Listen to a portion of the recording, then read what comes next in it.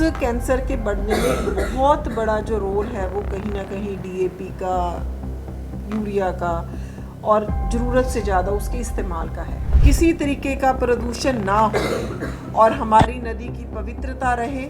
शोषित वंचित लोगों के साथ भी आज हरियाणा खड़ा है, हरियाणा के मुख्यमंत्री खड़े हैं। तो Haryana green climate resilience fund की स्थापना जो है 100 करोड़ रुपए से करी। मेरा पानी मेरा विरासत के तहत 2000 रुपये प्रति एकड़ जो है उसके लिए बोनस दिया जाएगा। खाद के ऊपर काम करेंगे तो उनको 80% उस खाद के ऊपर सब्सिडी दी जाएगी। मेक इन हरियाणा जैसे मेक इन इंडिया की भारत में मोदी जी चिंता करते हैं, तो मुख्यमंत्री जी मेक इन हरियाणा के नए निवेश आए और नए नए हमारे यहाँ पर उद्योग आए और बच्चे भी अपने पैरों पर खड़े हों, क्योंकि जब निवेश आता है हरियाणा में तो यहाँ के युवाओं को रोजगार मिलता है, उसकी चिंता हम कर रहे हैं। फिर HSIDC में सक्षम नाम से एक विशेष जो है वो फंड जो है वो इकट्ठा दिया जाएगा, सक्षम नाम से 500 करोड़ रुपए का। फिर न्यूनतम मजदूरी, क्योंकि मैंने आपको बोला कि शोषित वंचित लोगों के साथ भी आज हरियाणा खड़ा है, हरियाणा के मुख्यमंत्री खड़े हैं, तो न्यूनतम मजदूरी 11,257 रुपये से बढ़ाकर 15,200 रुपये कर दी जाएगी। फिर आपने पिछले दिनों देखा कि परीक्षाओं में कहीं ना कोई घोटाला के नकल हो गई।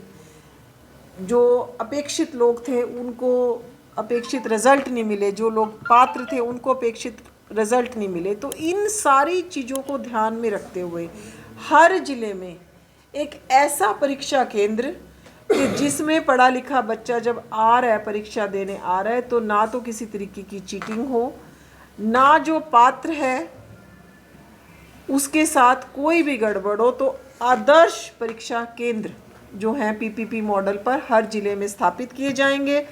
फिर यमुना नदी में किसी तरीके का प्रदूषण ना हो और हमारी नदी की पवित्रता रहे और जो दिल्ली में पानी जाए वो भी साफ़ सुथरा जाए। तो यमुना नदी में प्रदूषण को ख़त्म करने के लिए एक नया मिशन शुरू किया है और साथ ही साथ नेट जीरो उत्सर्जन, Haryana green climate resilience fund की स्थापना जो है 100 करोड़ रुपए से खड़ी करी जाएगी। और साथ ही साथ जो हमने एक 23वां जो अपना ज़िला बनाया है हांसी, उस ज़िले को एक अत्याधुनिक ज़िले के तौर पर, तो ये थी हमारी 12 मुख्य योजनाएं जिनके ऊपर अब हरियाणा में काम होगा। फिर उसके बाद किसान हित में जो योजनाएं हैं, आपने देखा है कि पिछले दिनों हम सभी ये देख रहे हैं कि कैंसर कहीं ना कहीं बढ़ता जा रहा है, हरियाणा में क्या सारे विश्व में बढ़ रहा है।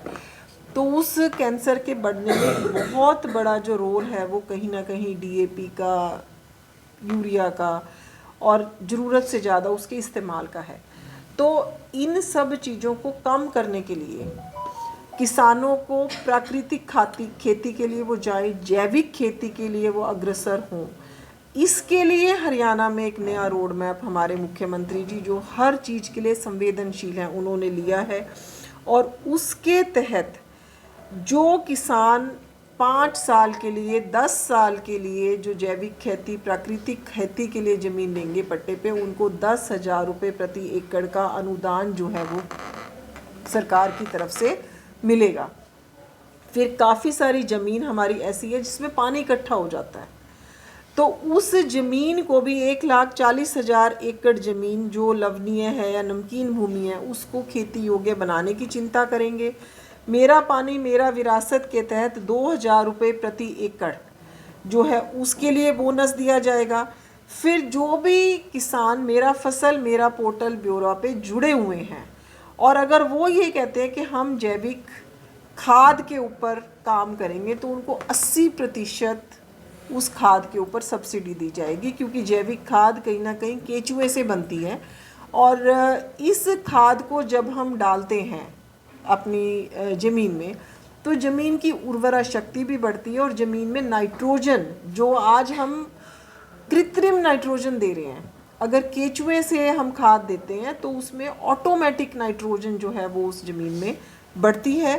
फिर PM कुसुम योजना के तहत जो हमारे किसान हैं उनको हम सौर ऊर्जा पंप क्योंकि एक तरफ तो हम किसानों के लिए एक अलग तीसरा बिजली वितरण निगम जो है वो स्थापित कर रहे हैं, लेकिन साथ ही साथ 35,000 से ज़्यादा हम नए सौर ऊर्जा पंप लगाएंगे, तो ताकि किसान जो हैं वो बिजली पर आश्रित ही ना रहे, सौर ऊर्जा के तहत उनके पास चलेंगे।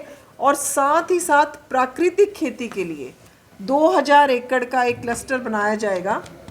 इस क्लस्टर में 2000 एकड़ का जो क्लस्टर होगा, इसमें अगर किसानों को कोई भी नुकसान होगा तो उसकी भरपाई की चिंता फिर सरकार हमारी करेगी। फिर जो महिलाएं हमारे लिए, सभी बहनों के लिए लाडो लक्ष्मी योजना जिस तरीके से मुख्यमंत्री जी लेकर आए, अभी तक हमने पहली इसकी जो कड़ी थी उसमें 1 लाख तक की जिन बहनों की आमदनी थी उनको लाडो लक्ष्मी के साथ जोड़ा था। अब अगले इसकी कड़ी में अब 1,80,000 रुपये तक की जिन बहनों की आय हैं, अगले स्टेप में उन बहनों को अब लाडो लक्ष्मी योजना के तहत 2100 रुपये प्रति माह मिलने शुरू हो जाएंगे। 3 लाख बहनों को लखपति दीदी बनाने का निर्णय सरकार ने किया है पूरे भारत में। जैसे आपको पता है कि मोदी जी ने 5 करोड़ बहनों को लखपति दीदी बनाने का संकल्प लिया है, तो उसी कड़ी में ये लखपति दीदी, ड्रोन दीदी, ये सारी काम हरियाणा सरकार भी करेगी।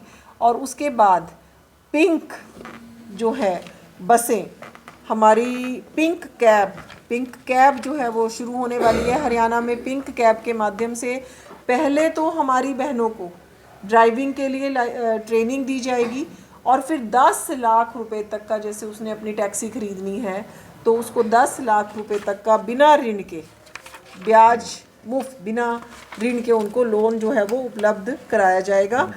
फिर हमारा महिलाओं की वर्क प्लेस सेफ्टी फंड, कि बहनें जो हैं जहाँ पर काम पर जा रही हैं वहाँ पर उनके लिए सेफ्टी रहे, वर्क प्लेस सेफ्टी के लिए 5 करोड़ जो है उसका फंड उपलब्ध कराया जाएगा। फिर हमारे पूरे के पूरे हरियाणा में 1000 आंगनवाड़ियों को, तो हम सक्षम आंगनवाड़ी बनाने जा रहे हैं, और 1000 आंगनवाड़ियों को अपग्रेड करके कि वहाँ छोटे बच्चे प्ले स्कूल वो बने, उसकी चिंता हम कर रहे हैं। महिलाओं के लिए बसें बढ़ाई जा रही हैं, और अगर महिलाओं के नाम पर गाड़ी होगी तो उसमें 1% जो है करों में छूट दी जाएगी।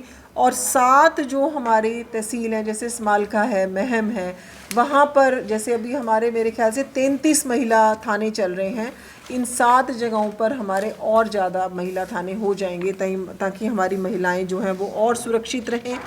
युवाओं के लिए जो अग्निवीर हैं, आज तक जिनके लिए कांग्रेस बार बार शोर मचाती रही, तो 20% हमारे पुलिस में अग्निवीरों के लिए आरक्षण रहेगा। खिलाड़ियों को हम हर ज़िले में खिलाड़ियों के लिए केंद्र जो है वो स्थापित करने वाले हैं, जिसमें कोई ना कोई पुराना जो खिलाड़ी है जो अंतर्राष्ट्रीय ख्याति प्राप्त है, तो उनको कोच के रूप में वहाँ पर नियुक्त किया जाएगा। खेलो इंडिया केंद्र बनाए जाएंगे। और साथ ही साथ दीनदयाल उपाध्याय ग्रामीण कौशल योजना के तहत 20,000 से ज़्यादा हमारे ग्रामीण युवाओं को कौशल दिया जाएगा।